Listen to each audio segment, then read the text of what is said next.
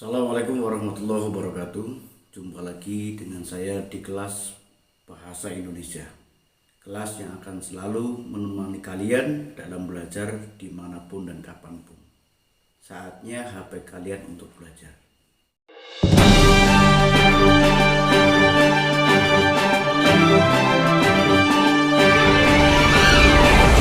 Allahumma sholli wa sallim ala Sayyidina Muhammad.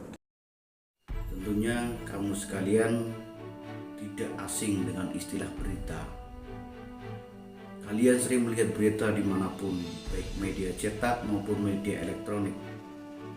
Media cetak seperti koran, majalah, dan lain sebagainya. Dan media elektronik seperti televisi, radio, HP, dan lain sebagainya.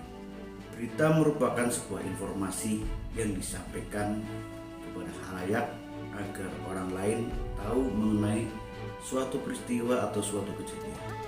Dalam menerima berita, kita tidak boleh serta-merta langsung percaya. Kita harus mencari tahu berita itu benar atau tidak. Bagaimana caranya agar kita bisa mengetahui itu berita benar atau berita yang sekedar hoax atau berita bohong. Kalau sebuah berita tidak memuat 5W+1H, maka boleh dikatakan berita itu tidak dapat dipercaya. Unsur yang paling utama, yang pertama adalah what. Apa yang diberitakan. Misalkan bencana alam, kecelakaan, atau apapun yang bisa diberitakan tentang politik, ekonomi, dan lain sebagainya. Itu harus ada yang diberitakan. What. Itu yang pertama, what. Yang kedua yaitu who. Who adalah siapa yang terlibat dalam berita itu. Tokohnya yang diceritakan itu siapa. Yang syarat kedua yang harus dipenuhi dalam sebuah berita adalah setelah what kemudian who. Ada peristiwanya apa, kemudian yang terlibat itu siapa. Kemudian W yang ketiga adalah when. Kapan. Jadi peristiwa itu kapan terjadinya. Sudah ada peristiwanya, sudah ada yang terlibat, lalu kapan. Kita menyebutkan hari, tanggal, jam. Ya. Terjadi kecelakaan antara pengemudi becak dengan pengemudi tronton pukul 7 tanggal 15 hari Selasa misalnya. Intinya harus ada waktu kapan peristiwa itu terjadi. Syarat berikutnya where, di mana, harus menyebutkan tempatnya. Allahumma sholli wa sallim ala Sayyidina Muhammad. Berikutnya adalah why. Why? Mengapa peristiwa itu bisa terjadi? Kemudian how. Antara why dengan how itu tipis perbedaannya. Karena why itu mengapa peristiwa itu terjadi, dengan how bagaimana peristiwa itu bisa terjadi. Bisa kita tambah dengan why itu karena keteledoran atau apa. Bagaimana berarti runtutan mulai detik-detik awalnya itu seperti apa ya, detik-detik peristiwa itu sampai kemudian terjadi peristiwa dan akhirnya bagaimana, itu how. Jadi ketika kita mendengarkan sebuah berita, kita harus benar-benar selektif. Berita itu memenuhi syarat 5W+1H atau tidak. Allahumma sholli wa sallim ala Sayyidina Muhammad.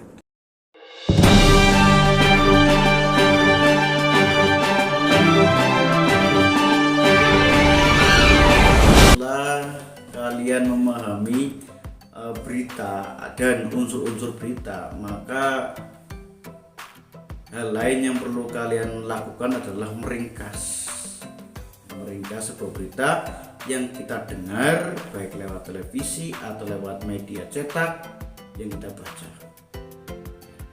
Terus langkah apa saja yang perlu kita lakukan agar kita bisa meringkas. Namun sebelumnya perlu kalian ketahui bahwa meringkas itu menulis kembali karangan yang panjang atau berita yang panjang ke dalam tulisan yang pendek. Lalu bagaimana caranya agar kita bisa meringkas? Yang pertama adalah memperhatikan berita tersebut dengan seksama. Baik kita membaca di teks atau mendengarkan sebuah berita, maka kita harus memperhatikan dengan seksama. Benar-benar memahami ini berita tentang apa, benar-benar dipahami. Ini syarat yang pertama, kita harus benar-benar memahami apa yang diberitakan. Kemudian yang kedua, untuk bisa meringkas, maka kita menulis pokok-pokok berita. Dari mana kita tahu pokok-pokok berita? Ya dari 5W+1H itu. Dari 5W+1H. Apa, siapa, bagaimana, mengapa, dan seterusnya itu harus kita temukan. Itulah pokok-pokok beritanya. Walaupun kita tulis barangkali secara ringkas, tapi harus tahu ini berita ini tentang apa, siapa yang terlibat, bagaimana kejadiannya, kapan, dan di mana tersebut. Intinya agar tahu pokok berita, maka kita harus memahami 5W+1H. Allahumma sholli wa sallim ala sayyidina Muhammad. Setelah pokok-pokok yang kalian tulis berdasarkan 5W+1H tadi, maka kalian tulis ringkasannya. Dirangkai dari pokok W yang pertama sampai H. Ini kalian tulis dalam bentuk catatan-catatan kecil atau catatan ringkas yang kalian buat. Jadi ini ada 3 cara. Pertama, kalian pahami dulu beritanya. Setelah pahami, kalian cari pokoknya. Nah, baru kalian menulis secara singkat berita berdasarkan 5W+1H itu meringkas.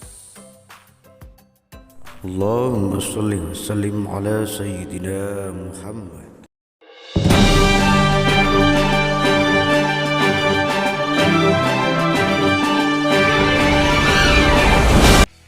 Hal lain yang harus kalian mampu adalah menyimpulkan.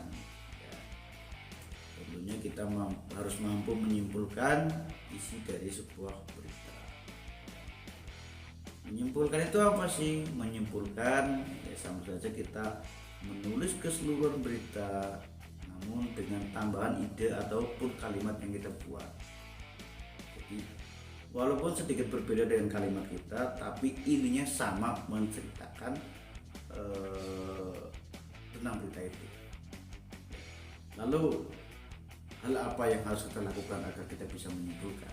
Yang pertama, memperhatikan kalimat demi kalimat dari berita yang disampaikan dengan konsentrasi yang penuh. Kalau dengan membaca berarti kita memperhatikan benar-benar kalimatnya. Kalau mendengarkan di televisi berarti kita menyimak atau memperhatikan berita itu sebenar-benarnya dengan konsentrasi, jangan bercabang-cabang pikiran dan lain-lain. Yang kedua, mencatat informasi penting yang ada dalam berita. Yang ketiga, mencatat pokok-pokok. Ini hampir sama dengan tadi, hampir sama dengan meringkas. Tetap mencatat pokok-pokok berita. 5W+1H, nggak perlu saya jelaskan, kalian sudah paham ya. Panduannya 5W+1H. Dan yang kelima, menyajikan pokok-pokok berita menjadi kalimat, jadi dirangkai. Jadi apa, mengapa, bagaimana, dan seterusnya itu dirangkai menjadi beberapa kalimat ya, dengan bahasa kita ataupun dengan pola penyampaian kita, pola penulisan kita. Arti bahasa kita itu bukan berarti kalau kita orang Jawa menggunakan bahasa Jawa, bukan. Artinya susunan katanya dibuat oleh kita. Oh, ternyata berita ini tentang ini. Jadi seperti ini, seperti ini, seperti ini. Allahumma sholli wa sallim ala sayyidina Muhammad. Yang terakhir, kamu menyajikan atau menyampaikan kepada orang lain baik secara lisan maupun secara tertulis hasil kesimpulan kamu paparkan kepada orang lain ya. Jadi itu langkah-langkah meringkas. Kalian perlu mencoba step by stepnya, langkah demi langkahnya, agar kalian bisa bukan hanya memahami tapi bisa mempraktikkan. Allahumma sholli wa sallim ala sayyidina Muhammad.